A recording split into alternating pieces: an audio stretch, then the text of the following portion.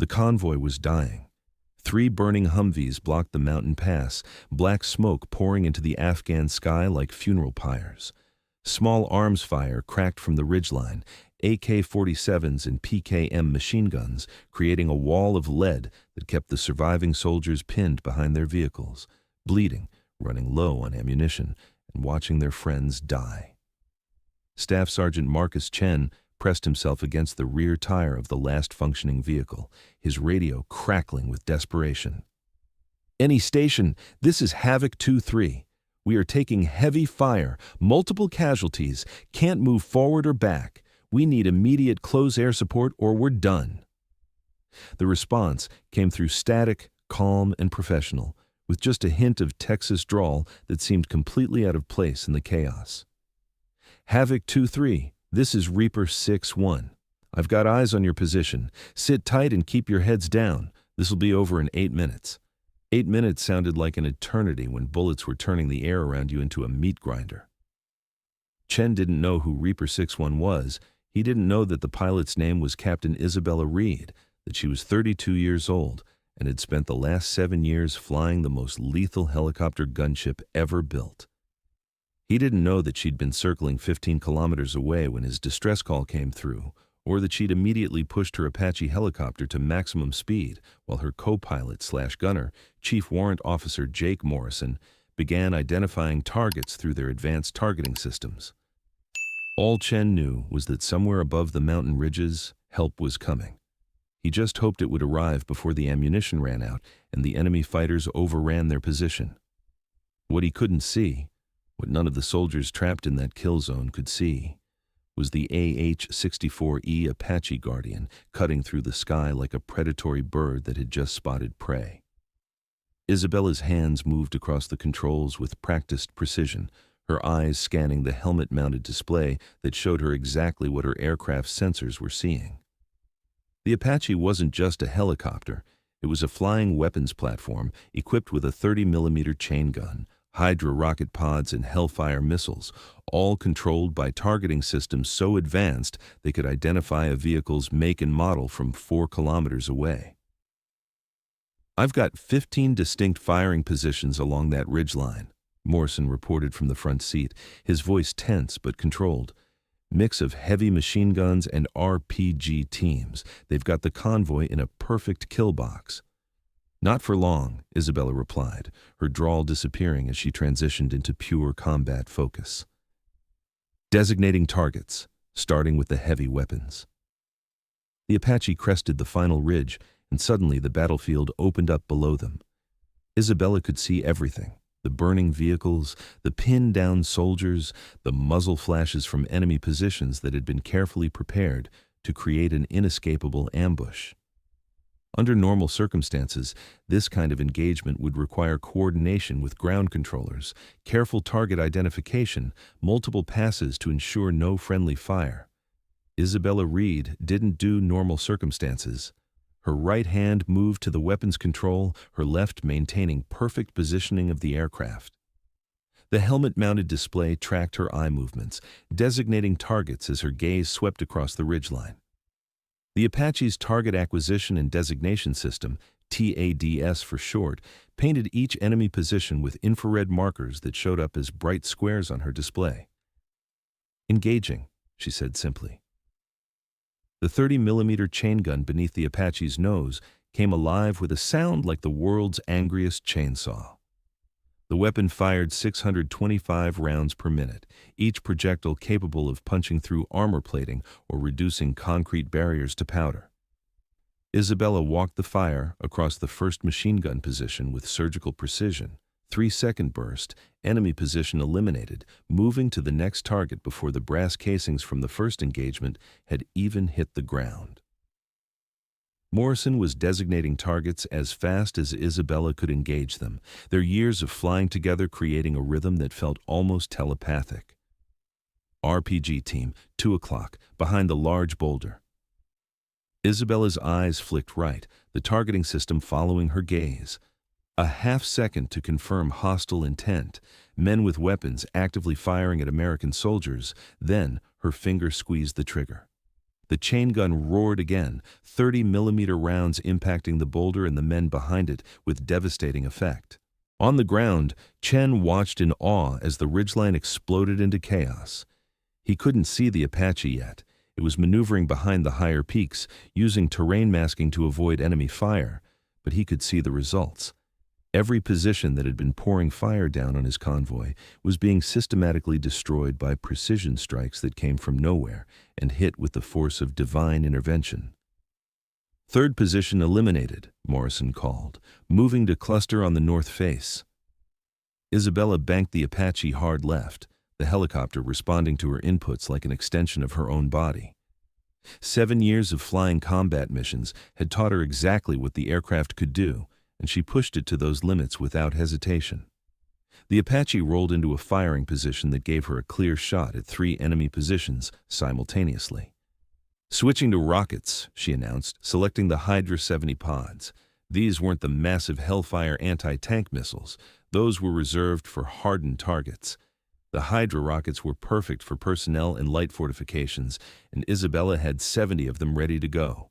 She fired a salvo of 6 rockets in rapid succession. The projectiles streaked from the pods with distinctive whooshing sounds, arcing across the valley and impacting along the ridgeline with devastating precision.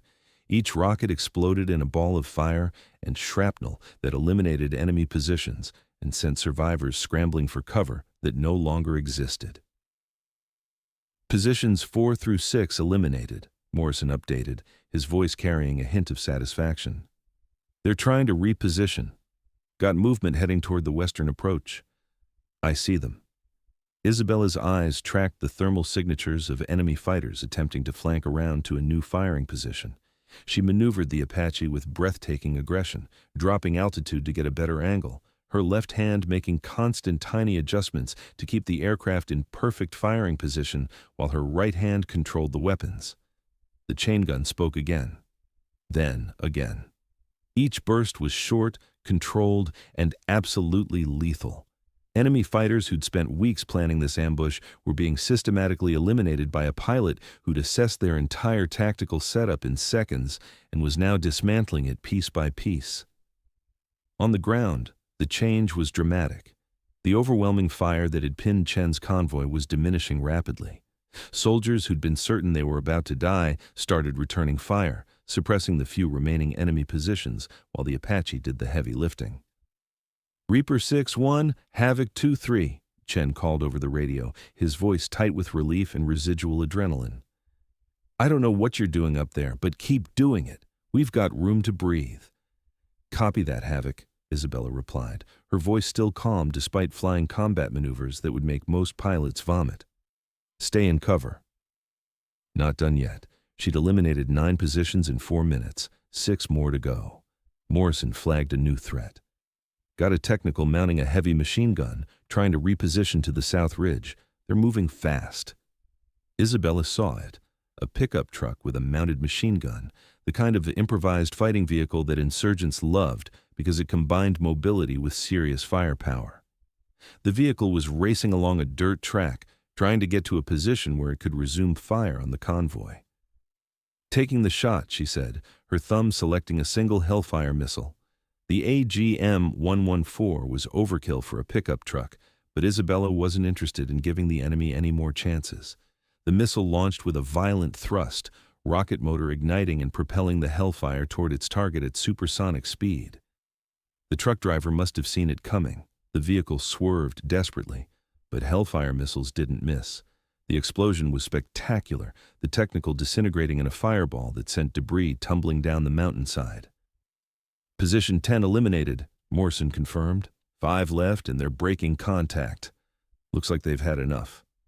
Negative, Isabella said sharply, her eyes tracking the thermal signatures of retreating fighters. They'll regroup and hit another convoy tomorrow. We end this now. She pushed the Apache forward, flying with aggressive confidence that came from knowing exactly what her aircraft could do. The retreating enemy fighters were trying to escape into a network of caves and fortified positions that had probably been prepared weeks ago as fallback points. Isabella didn't care about their preparations. Her chain gun found the first group, 4 fighters running across open ground, 3-second burst, targets eliminated. The The second group tried to use a stone wall for cover. Her rockets turned the wall and everything behind it into rubble. The third group actually made it to the cave entrance before her 30-millimeter rounds collapsed part of the entrance, trapping them inside or, more likely, ensuring they'd never threaten anyone again. 6 minutes had elapsed since she'd crested the ridge. "Last two positions," Morrison called. "They're in hardened bunkers on the upper ridge, concrete reinforced, probably built by the Soviets back in the 80s. Chain gun won't penetrate." Then we use something bigger. Isabella's hand selected the remaining Hellfire missiles. 2 bunkers, 2 missiles. Simple math. She brought the Apache into a hover, a dangerous maneuver that made the helicopter a stationary target, but necessary for the precision strike she had in mind. Her targeting system locked onto the first bunker, computing range, wind, target movement, none, and a dozen other variables in a fraction of a second. "Rifle!" she called, using the standard announcement for missile launch. The first Hellfire streaked across the valley and impacted directly on top of the bunker. The explosion was massive, 18 pounds of high explosive focused through a shaped charge designed to defeat tank armor. Concrete that had withstood decades of weather and warfare disintegrated instantly. "Rifle!" she called again, engaging the second bunker. Same result. 1 second there was a fortified position. The next second there was a crater. "All targets eliminated," Morrison confirmed, scanning the ridgeline with their advanced sensors. "No hostile activity detected." "They're done." Isabella pulled the Apache into a wide orbit over the convoy, her eyes sweeping the battlefield one final time. Smoke rose from 15 distinct locations where, minutes ago, enemy fighters had been preparing to overrun an American position. Now there was only silence and the distant sound of her helicopter's rotors. "Havoc 2-3, Reaper 6-1, she transmitted. "Area secure. You're clear to extract your wounded and move to secondary position. Medevac is inbound. ETA 12 minutes. "Reaper 6-1, Chen's voice came through the radio, thick with emotion. "I don't know who you are, but you just saved 15 lives. Thank you doesn't begin to cover it." "Just doing my job, Sergeant," Isabella replied. "Get your people home safe." She turned the Apache back toward base, Morrison already filling out the after-action report in his head. 15 targets eliminated in 8 minutes, 0 friendly casualties. Textbook engagement, except nothing about it had been textbook. It had been aggressive, fast, and executed with a level of precision that most pilots couldn't achieve in a simulator, let alone in actual combat. But the soldiers on the ground didn't know that. They didn't know Captain Isabella Reed's name or her reputation. They didn't know she'd been flying Apache helicopters since she was 25, that she'd logged more combat hours than pilots 10 years her senior, or that other helicopter crews called her the Reaper because of her habit of showing up when situations were desperate and leaving nothing but devastation in her wake. All they knew was that when they were dying in a mountain pass, someone had answered their call and turned the tide in 8 minutes flat. The debriefing at Forward Operating Base Salerno was mercifully brief. Isabella gave a concise account of the engagement, target identification, weapons employed, results achieved. The operations officer nodded along, already familiar with her reputation for efficiency and lethality. "Outstanding work, Captain," Colonel James Martinez said, reviewing the gun camera footage that showed each engagement in clinical detail. "That convoy was minutes from being overrun. You saved a lot of lives today." "Just doing what I'm trained for, sir," Isabella replied, her Texas drawl returning now that she was out of combat mode. Martinez smiled slightly. "You make it look easy. Most pilots would have needed 20 minutes and twice as many missiles to achieve the same result." Morrison, standing beside Isabella, spoke up. "Captain Reed has a gift for reading battlefield geometry. She sees the whole picture immediately and knows exactly where to position for maximum effect. That gift is why you're being requested by name for a mission briefing tomorrow," Martinez continued. "High priority, specific skill set required. Can't say more until the briefing, but it's significant." Isabella exchanged a glance with Morrison. Requested by name usually meant something complicated, dangerous, or both. "What time, sir?" 0700 hours. Secure briefing room. Come prepared for a multi-day operation."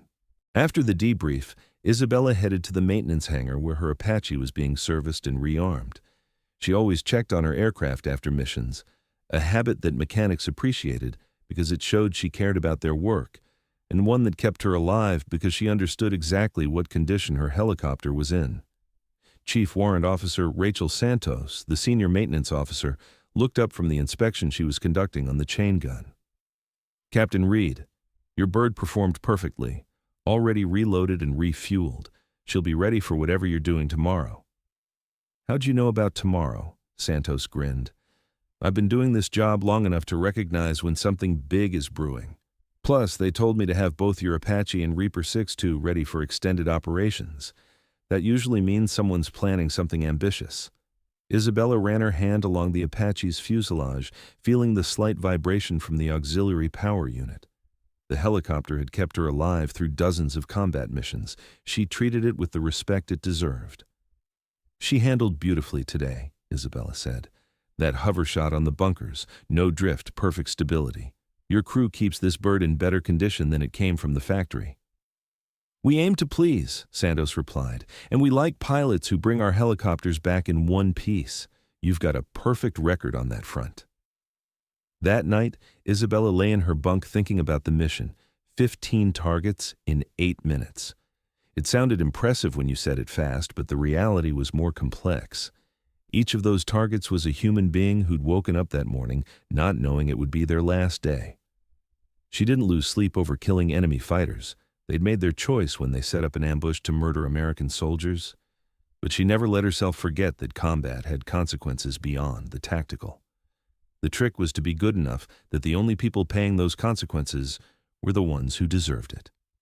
At 0700 sharp, Isabella and Morrison entered the secure briefing room to find Colonel Martinez and 2 people they didn't recognize, a woman in civilian clothes who had CIA written all over her, and our Army Special Forces colonel with more combat ribbons than Isabella had ever seen on one uniform.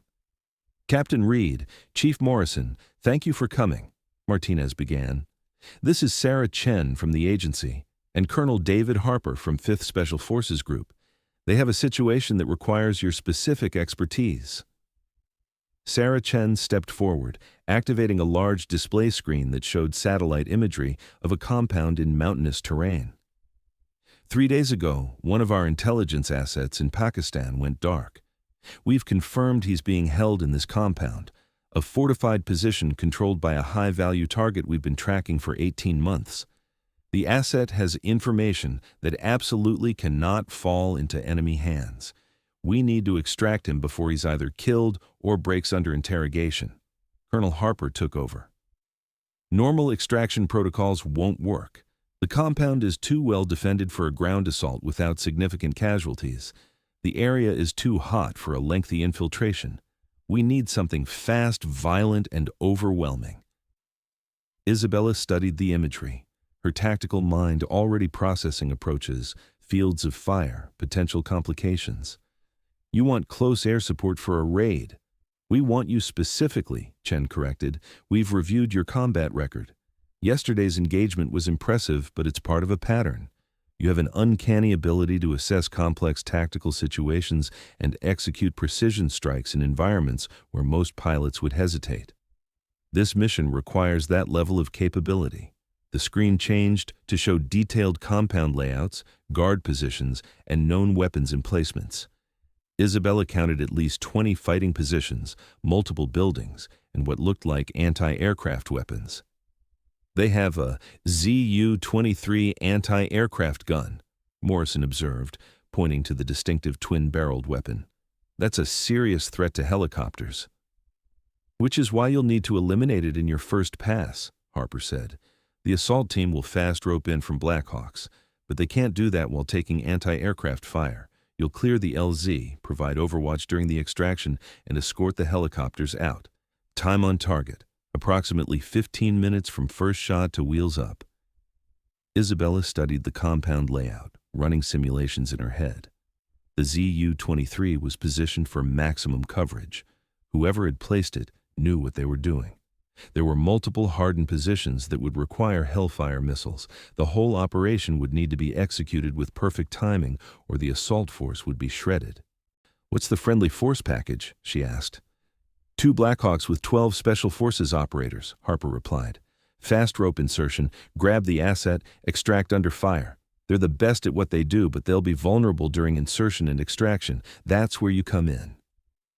Rules of engagement? The compound is confirmed hostile. Anyone with a weapon is a legitimate target. The asset will be marked with infrared strobes. Your job is to create enough chaos that the assault force can do their job and get out alive.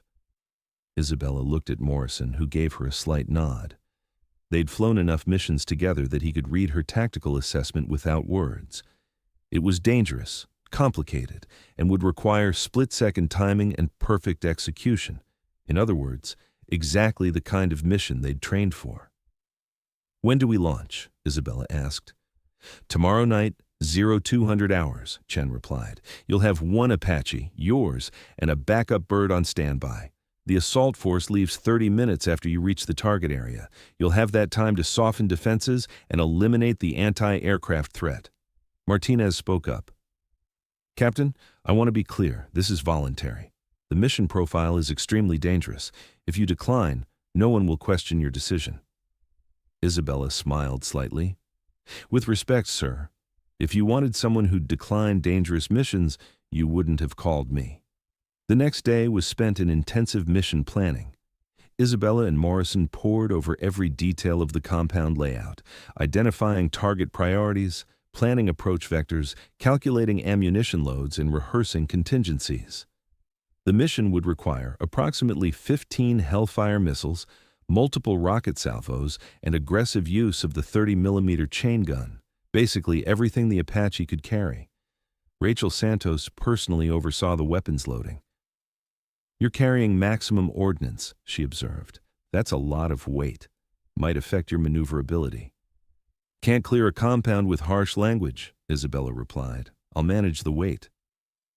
By 0100 hours, Isabella and Morrison were in their flight suits, conducting pre-flight checks on an Apache that was loaded for absolute war. 15 Hellfire missiles hung from the stub wings, 8 on one side, 7 on the other for balance. The rocket pods were full with 76 Hydra 70 rockets. The 30mm chain gun had been loaded with 1,200 rounds of high-explosive ammunition. The helicopter was a flying arsenal, and Isabella was about to point it at a fortified compound filled with people who definitely didn't want to be on the receiving end. The flight to the target area took 90 minutes of low-level navigation through mountain valleys, staying below radar coverage, using terrain to mask their approach.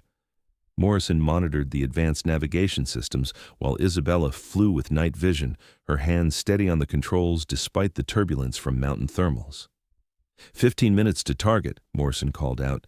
Assault forces wheels up. They're 30 minutes behind us. Copy. Beginning tactical assessment, Isabella pulled the Apache up to a higher altitude where their sensors could scan the compound from a distance. The TAD system painted a detailed picture, guard positions, patrol patterns, the anti-aircraft gun with a crew of 3 manning it. ZU-23 is active and scanning, Morrison reported. They're alert. This won't be a surprise party.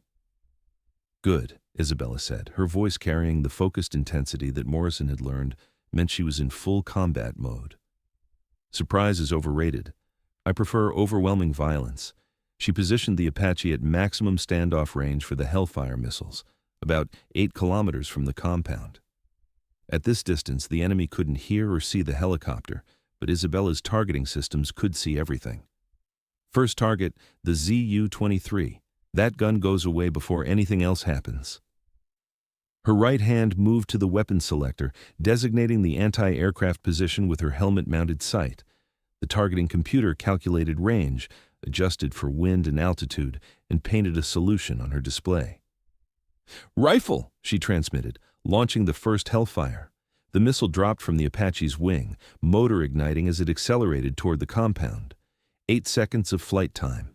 The crew manning the ZU-23 never knew what hit them. One moment they were scanning the dark sky for threats. The next moment, 18 pounds of high explosive turned their position into a crater. Isabella didn't wait to observe the result.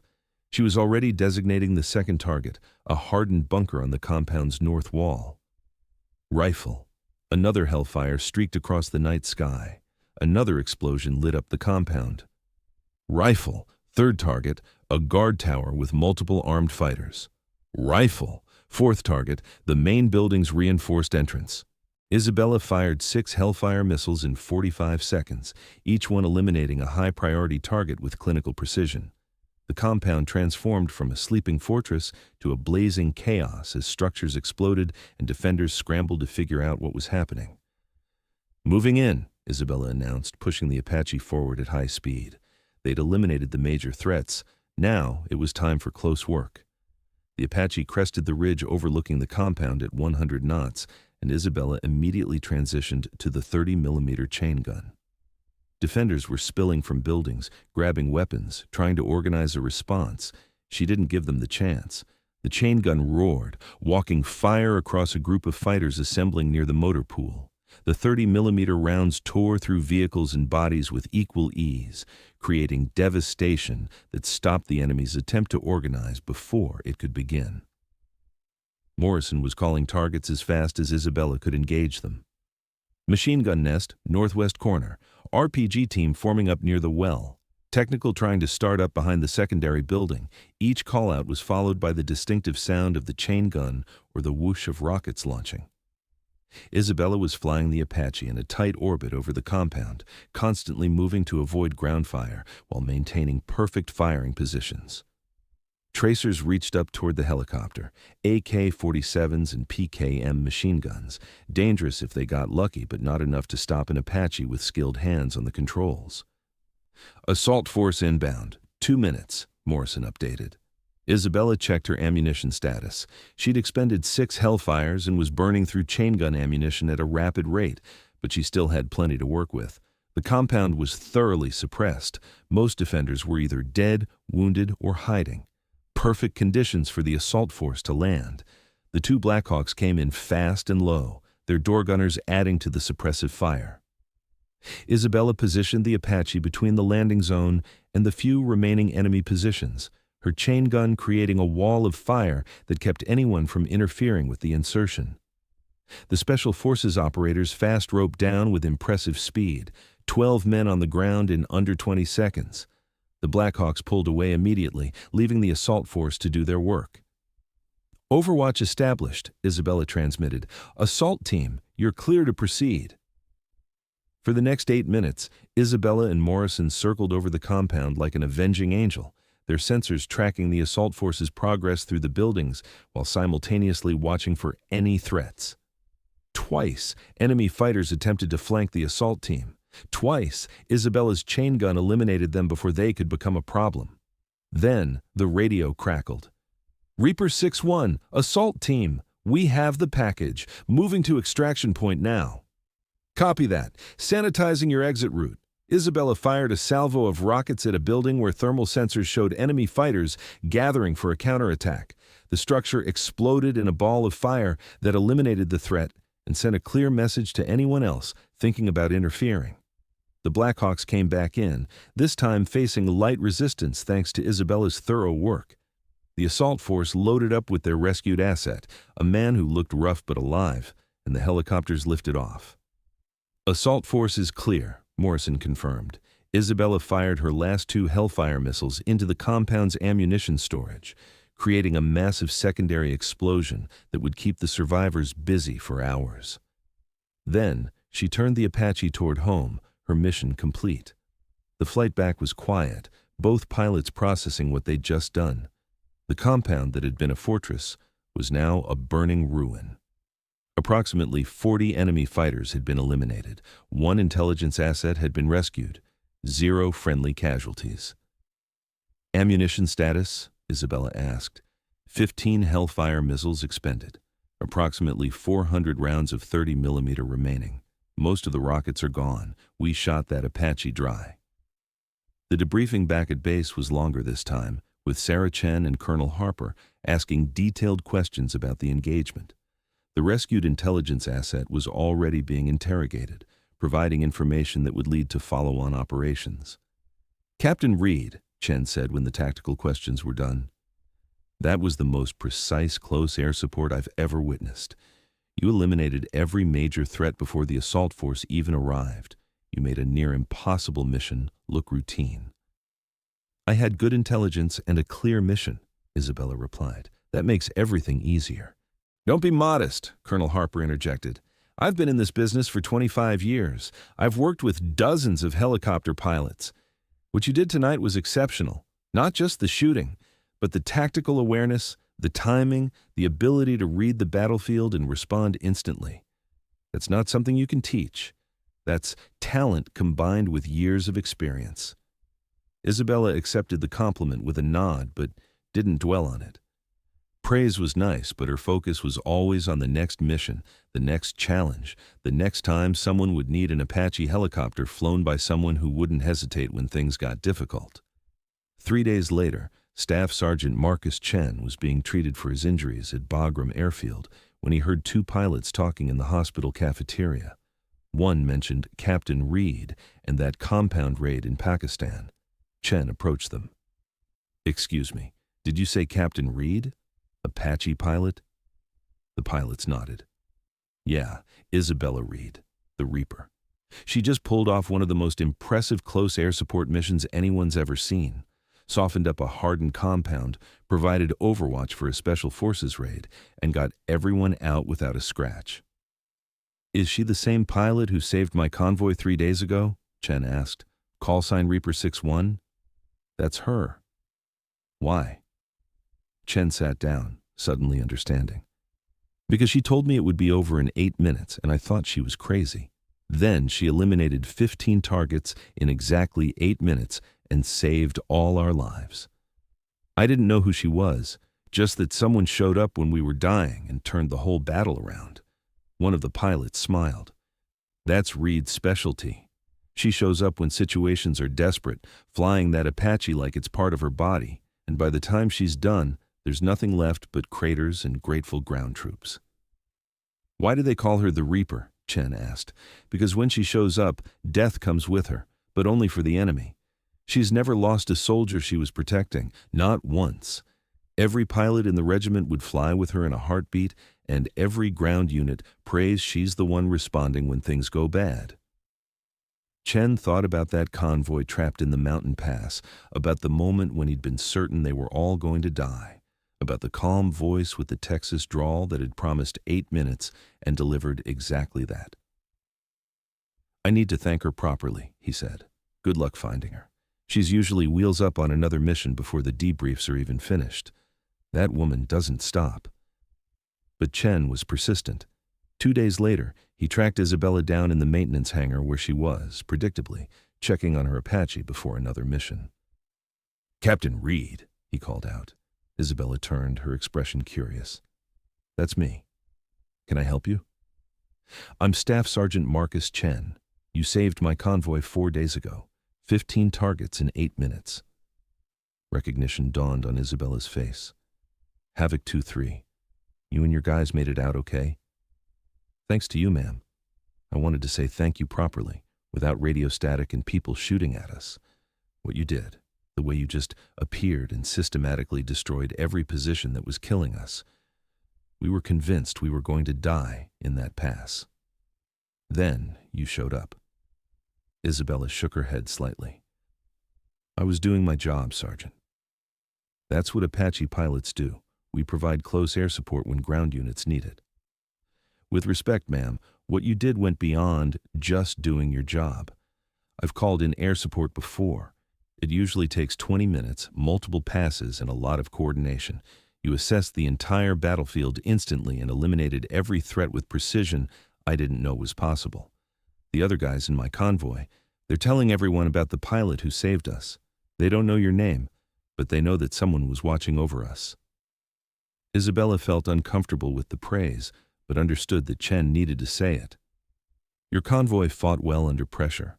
You kept your discipline, you protected your wounded, and you gave me clear communication. That made my job easier." "Can I ask you something?" Chen said. "How did you do it? How did you eliminate 15 targets that fast without hitting any of us?" Isabella considered the question.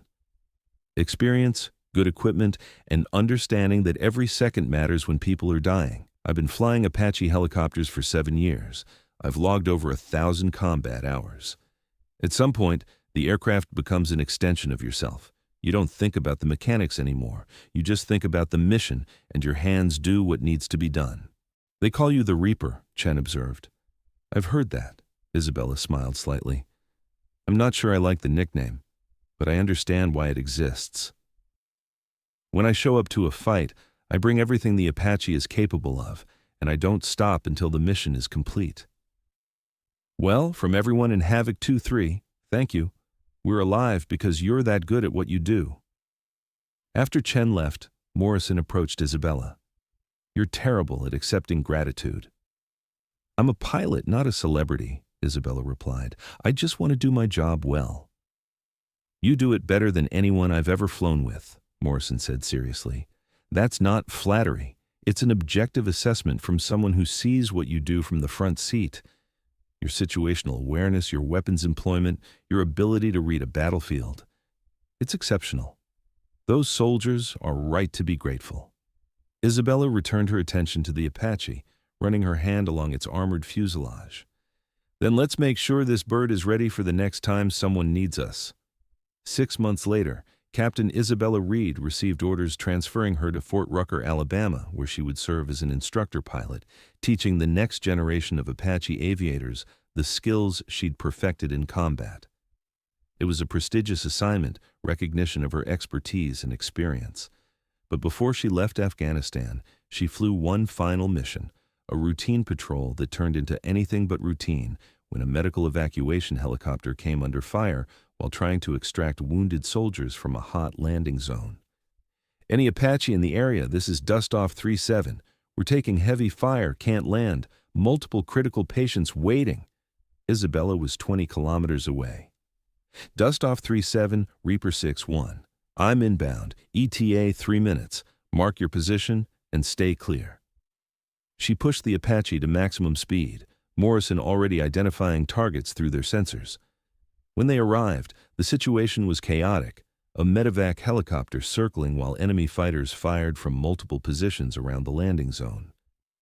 Isabella didn't bother with gradual engagement. She came in hot, her chain gun already firing as she crested the ridgeline, suppressing every enemy position simultaneously with aggressive maneuvering that made Morrison grip his seat, but eliminated the threat in under 2 minutes. Dustoff 37, your LZ is clear. Get those patients out of here. The medevac helicopter landed, loaded the wounded, and extracted safely while Isabella provided overwatch. 3 lives saved in the time it took most pilots to assess the situation. It was, everyone agreed, a perfect final mission for the Reaper. Years later, when instructors at Fort Rucker taught new pilots about close air support, they used footage from Isabella Reed's missions as examples of perfect weapons employment, tactical awareness, and the kind of aggressive precision that defined exceptional Apache aviators. They didn't know she flew Apache helicopters until she eliminated those targets in 8 minutes, saved that convoy, rescued that compound, and proved that the most lethal weapon system in the sky was even more dangerous when flown by someone who'd mastered every aspect of aerial combat. The Apache was just a machine. Isabella Reed made it legendary. Thanks for watching. Don't forget to subscribe for more amazing stories every day.